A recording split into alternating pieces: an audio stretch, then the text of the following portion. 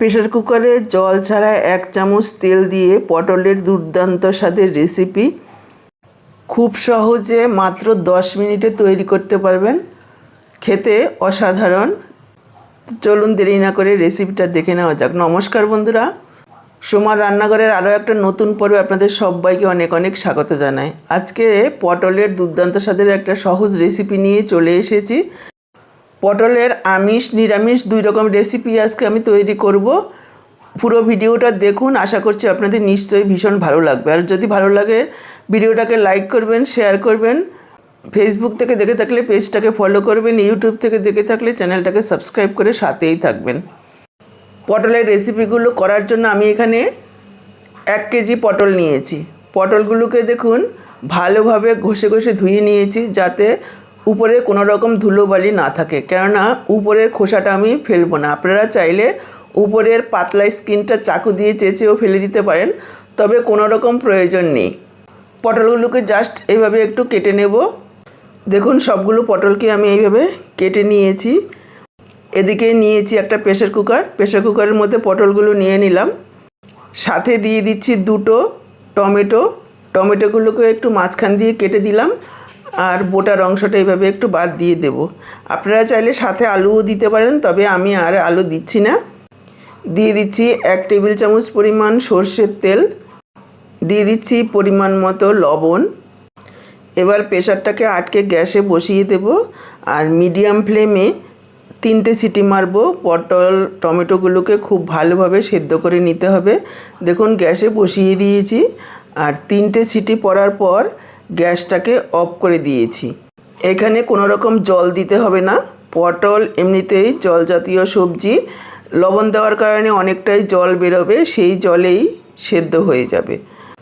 গ্যাসটা অফ করে দিয়েছি। এবার প্রেসারটা বের হওয়া পর্যন্ত অপেক্ষা করব।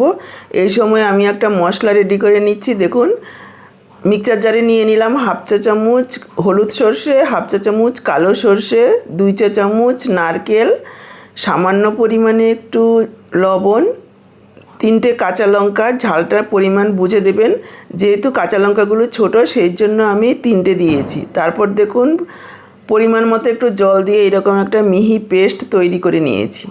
প্রেসারের ঢাকনাটা খুলে নিয়েছি। দেখুন খুব সুন্দরভাবে পটল টমেটো সেদ্ধ হয়ে গেছে। টমেটোর খোসাটা আমি বাদ দিয়ে দিচ্ছি। এবার একটা ম্যাশারের সাহায্যে পটল টমেটো সব একসঙ্গে ম্যাশ করে নেব। আপনারা চাইলে একটু ঠান্ডা করে হাত দিয়েও চটকে নিতে পারেন, যাতে কোনো রকম বড় টুকরো না থাকে। দেখুন পটল থেকে কতটা পরিমাণে জল বেরিয়েছে। এই জলটা ফেলবো না, আমরা রান্নায় ব্যবহার করে দেব। দেখুন খুব ভালোভাবে ম্যাশ করে নিয়েছি। আর এদিকে গ্যাস অন করে কড়াই বসিয়ে দিয়ে দিলাম 2 টেবিল চামচ পরিমাণ সর্ষের তেল। তেল গরম হয়ে গেলে দিয়ে দিলাম 4টে শুকনো লঙ্কা। লঙ্কাগুলোকে একটু ভেজে নেব। লঙ্কাগুলোকে মুচমুচে করে ভেজে তুলে রাখলাম।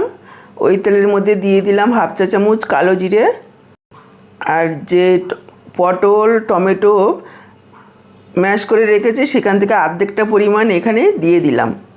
দিয়ে দিচ্ছি সামান্য পরিমাণে একটু হলুদ গুঁড়ো।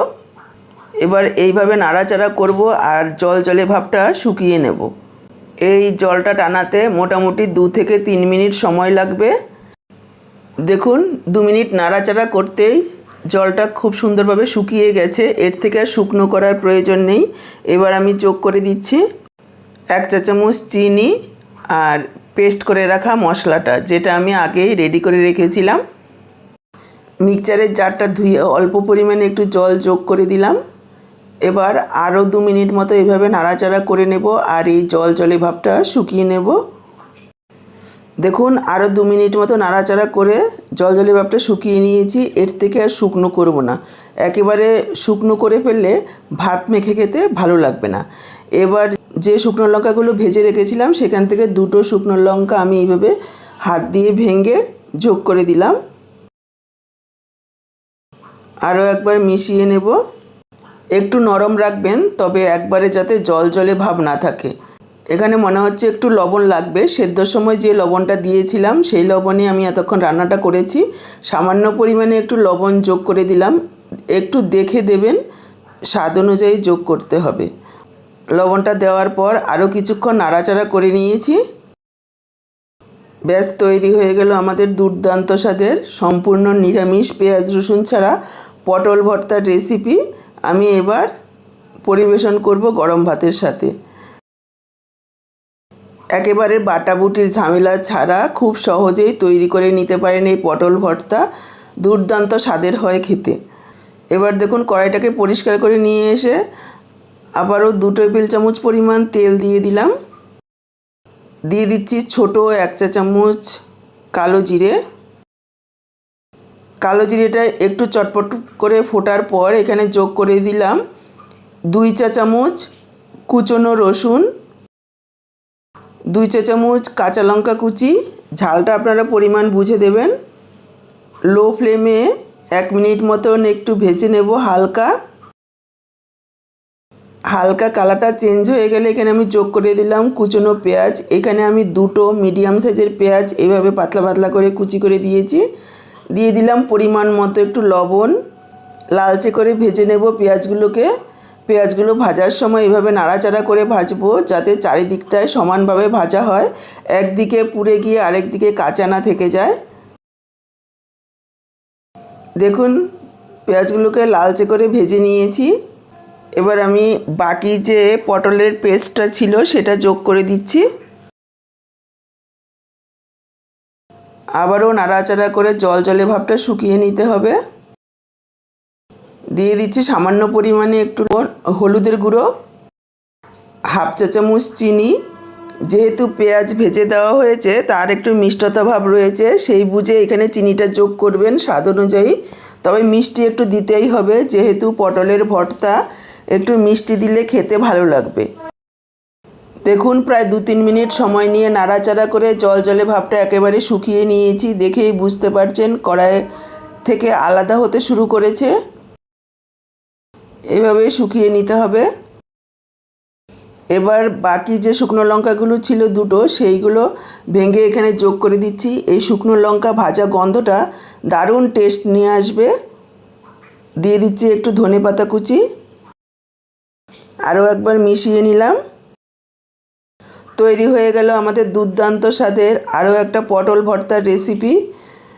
আজকে পেঁয়াজ রসুন দিয়ে আর পেঁয়াজ রসুন ছাড়া 2 রকমের 2টো পটল ভর্তা আপনাদের সাথে শেয়ার করলাম। 2টো পটল ভর্তাই গরম ভাতের সাথে খেতে অসাধারণ লাগবে। পুরো ভিডিওটা দেখে কেমন লাগলো কমেন্ট বক্সে জানাতে ভুলবেন না। ভালো লাগলে লাইক, শেয়ার আর সাবস্ক্রাইব করে সাথেই থাকবেন। তাহলে আজকে এখানেই বিদায় নিচ্ছি। আবার দেখা হবে নতুন কোনো রেসিপির সাথে। সবাই ভালো থাকুন, সুস্থ থাকুন। আপনাদের সবার সুস্থতা কামনা করে এখানেই শেষ করছি। সবাইকে অসংখ্য ধন্যবাদ পুরো ভিডিওটা দেখার জন্য।